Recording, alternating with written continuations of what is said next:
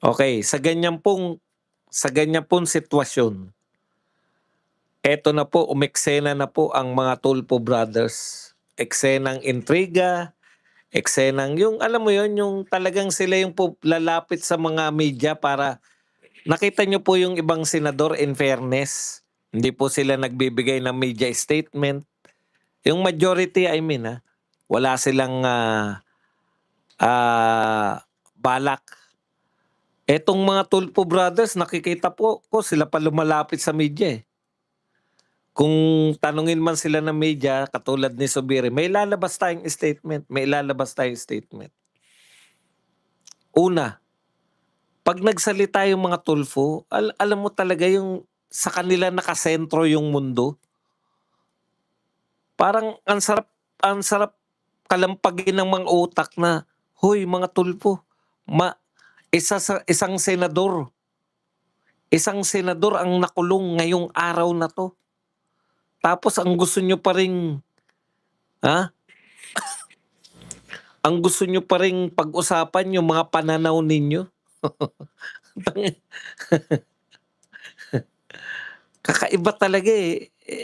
Ibang klase talaga yung hindi ko po alam kung papaano sila pinalaki na yung sentro ng mundo nasa kanila, na sila yung kumbaga center of the universe. Earth and other planets are revolving around them. Grabe. Ang malaking usap sa Senado ngayong araw na 'to ay yung pagkakakulong o pagsuko o pagkakaso kay Jinggoy, yung sakripisyong yung panggigipit, tignan niyo, mamaya na tayo sa Tulfo, dito muna nakalimutan ko lang.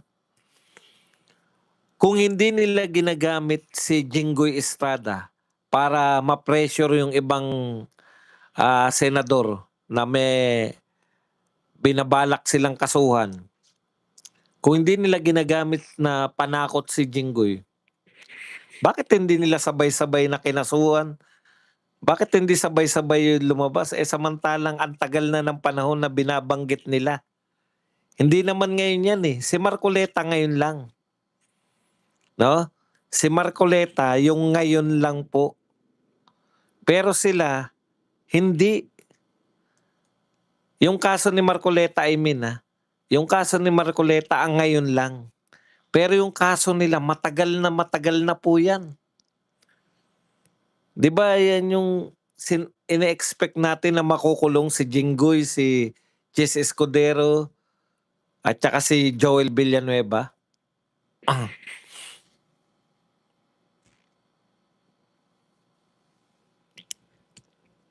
Okay. Bakit hindi sabay-sabay yung pagbibigay ninyo ng warrant of arrest? 'Di ba? Diyan sa tatlo. O kasi nga, tama yung sinasabi ni Jinggoy. 'Pag bumaliktad ka, wala kang kaso. 'Pag hindi ka bumaliktad, may kaso ka. Doon ka panipaniwala, eh, gagamitin si Jinggoy. Tinignan kasi nila, ito si Jinggoy ang pinakamatapang dito sa tatlo na 'to.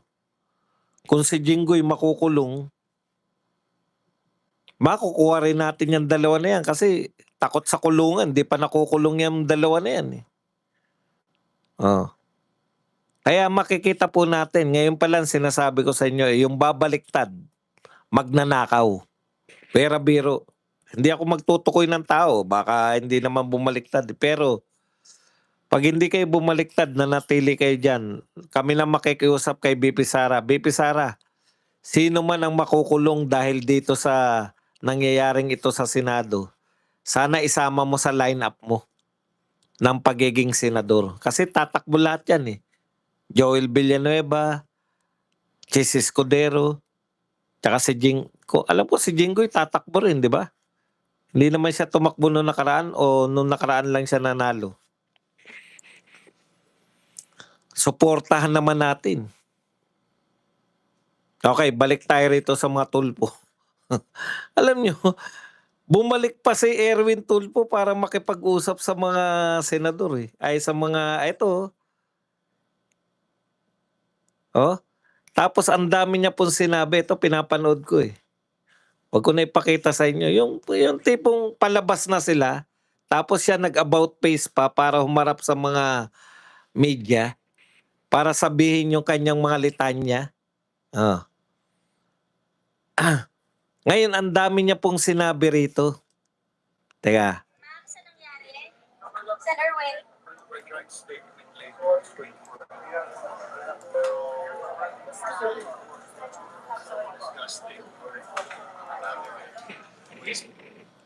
Disgusting daw. Another ways of people's money, kung ano-ano.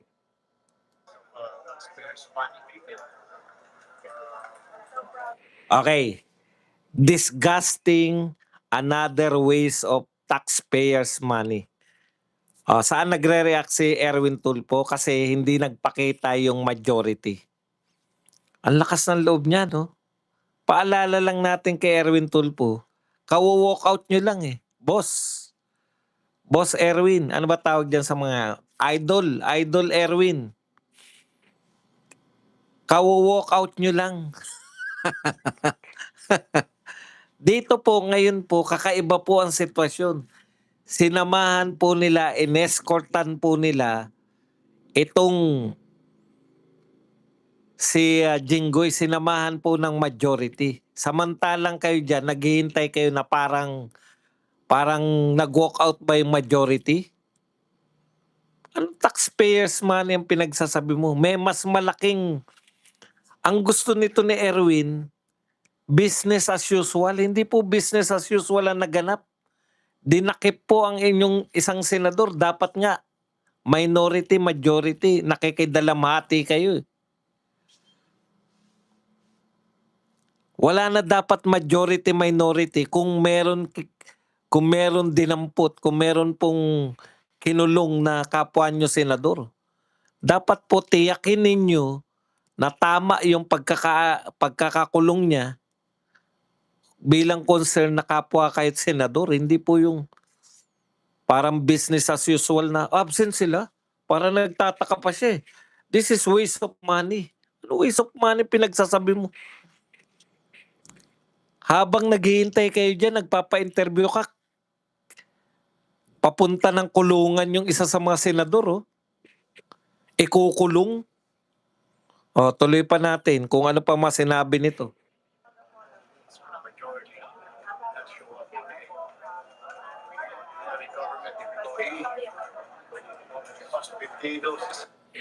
Eto na naman siya. Hindi raw nagpakita yung majority. Parang clueless ka ba kung bakit sila hindi nagpakita? Hinuli yung isang senador. Tapos lilitanyahan niya, ordinary employee. If they are absent, makakaltasan sila sa sweldo. Ba't kayo nag-walk out? Ang okay lang sana kung hindi kayo nag-walk out eh. Wala kang, alam niyo yun, wala kang moral anong tawag natin dyan? Yun na nga.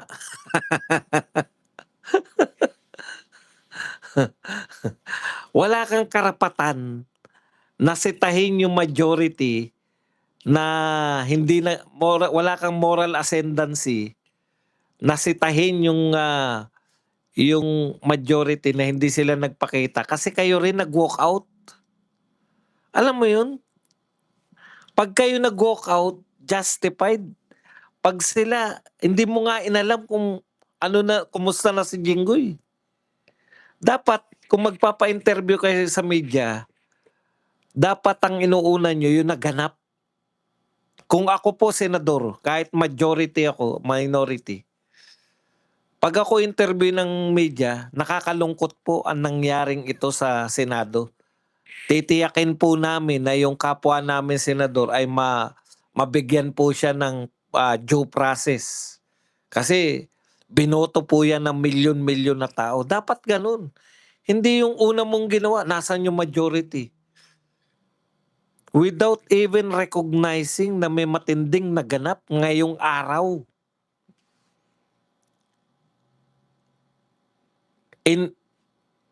Sa Senado mismo, pinasok ang Senado para issuean sila ng warrant of arrest ang isang senador.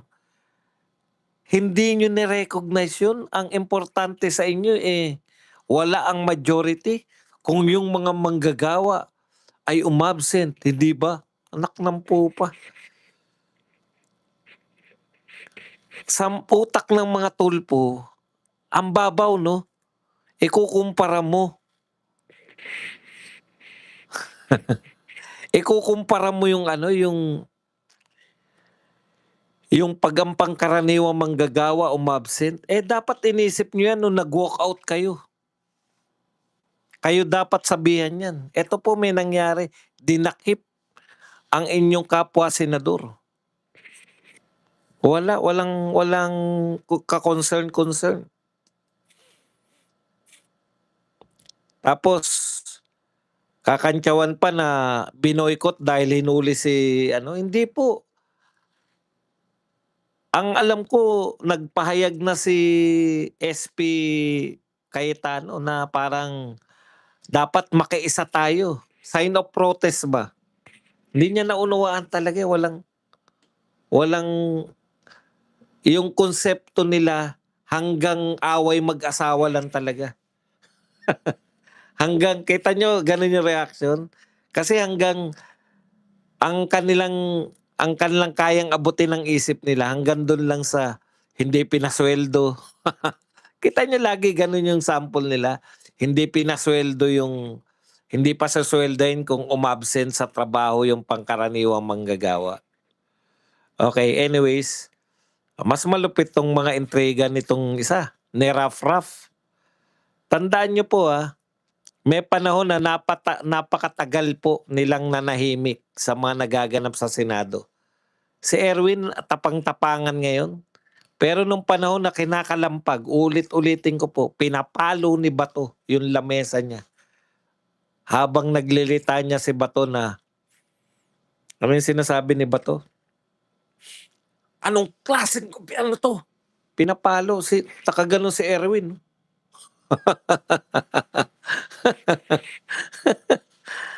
Tignan niyo po. Ito po ang pahayag naman ni Raffy Tulfo.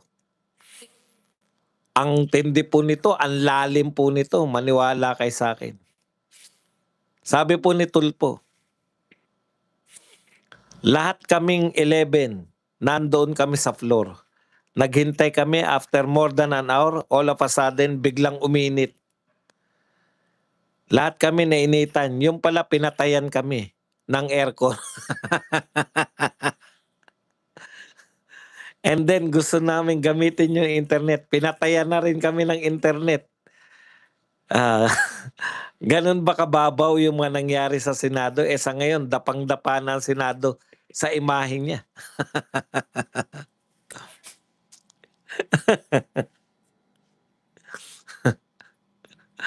Ang lalim, no? Pinatayan daw sila ng aircon. Pinatayan daw sila ng internet. Ang tindi, no? Samantalang yung kasama nyo, tinanggalan ng kalayaan. Pero yung concern ni Raf, pinatayan sila ng internet. Pinatayan sila ng aircon. Nainitan daw sila. Ang tindi nyo talaga magkapatid. Believe talaga ako sa utak nyo. Comparable, di ba? Ang tindi, yung isa tinanggalan ng kalayaan. Nawalan ng kalayaan. Tapos sila magkapatid, ang problema, bakit hindi pumasok? Yung isa naman, biglang uminit Pinatayan na pala kami na aircon.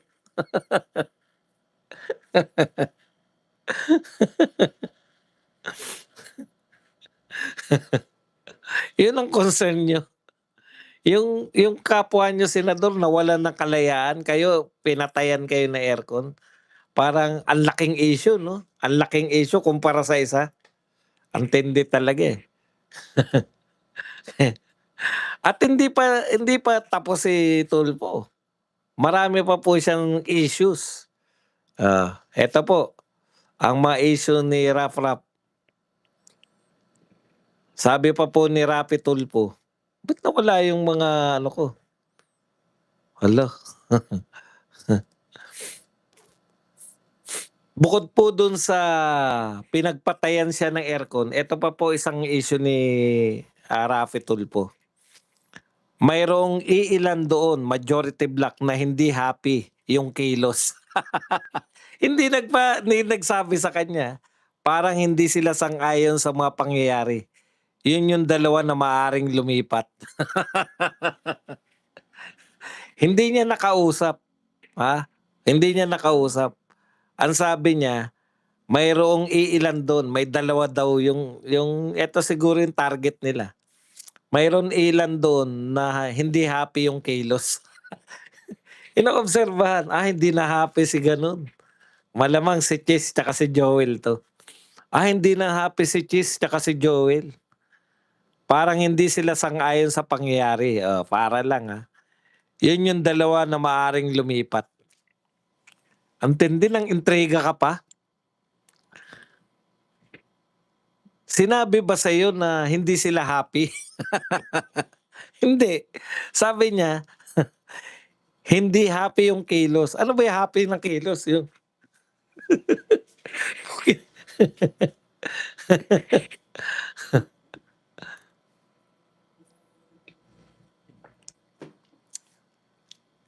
isa pa, may sinabi pa siya isa, tungkol dun sa pagtatayo ng ano, ng subcommittee. Kung ako sabi ni Rapi Tulfo, kung ako si Pia Cayetano, I will be offended. Dahil hindi ko ba kayang mamuno sa Blue Ribbon? Talagang kung ikaw, tama yung sinasabi mo, Raf, kung ikaw si Pia, ma-open ka. Dahil ang babaw ng utak mo. Ma-open ka talaga. Biruin mo, nagkaroon ng subcommittee. Mababaw kasi utak mo. Pero kung kasing talino ka ng mga Cayetano, hindi ka ma-offend. Kung ako raw, nang-iintriga pa eh. Hindi na sila nasiyahan na sila po ay nang-aagaw na eksena, nang-iintriga pa. Kung siya raw si Pia Cayetano, masasaktan daw siya kasi bakit magtatayo pa ng subcommittee? Hindi ko ba kaya ng pamunuan ng Blue Ribbon Committee? Tama yung sinabi mo, Raf, kung ikaw si Pia. Maraming salamat muna kay Amik sa pagpapakape ng 4.99. Ano ba sinabi ni Amik? Baka hindi na to umulit pag hindi natin binati. Tampuhin pa naman tong matanda na to. Diyan talaga magaling ang mga Tulfo. Ayan. Maraming salamat sa iyo, Amik, sa 4.99 pounds. Okay.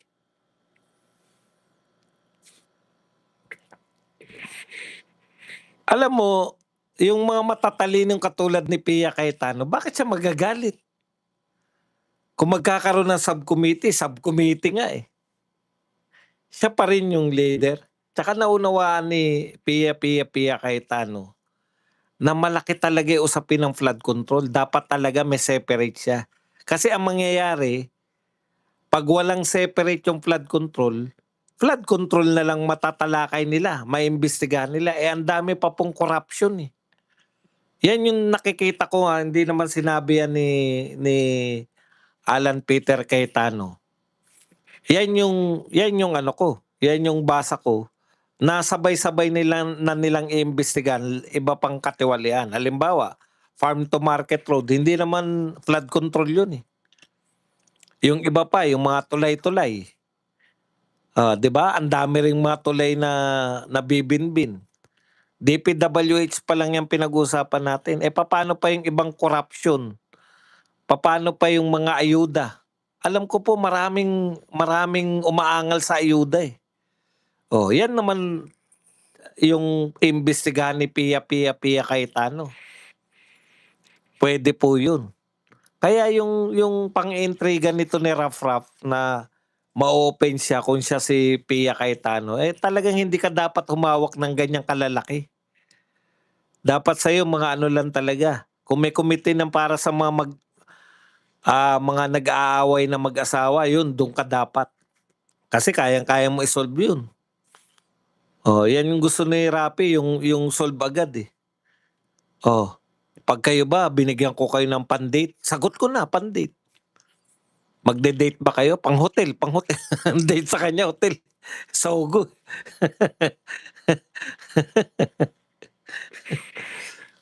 Sa makatuwid mga kapatid, ang laki po ng naging usapin ngayon sa Senado, pero gusto po ng hatakin ng mga tulpo sa kababawan yung kanilang mga ano 'no, yung mga usapin ng napakalalaking usapin, independence ng Senado, pero gusto nilang paanuhin sa pinatayan kami ng aircon.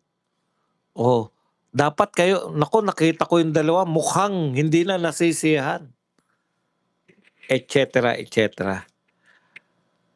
Sa madaling salita, Raf at Erwin, moment 'to ni Jinggoy. Moment 'to ni Jinggoy. Huwag niyong agawan ng eksena.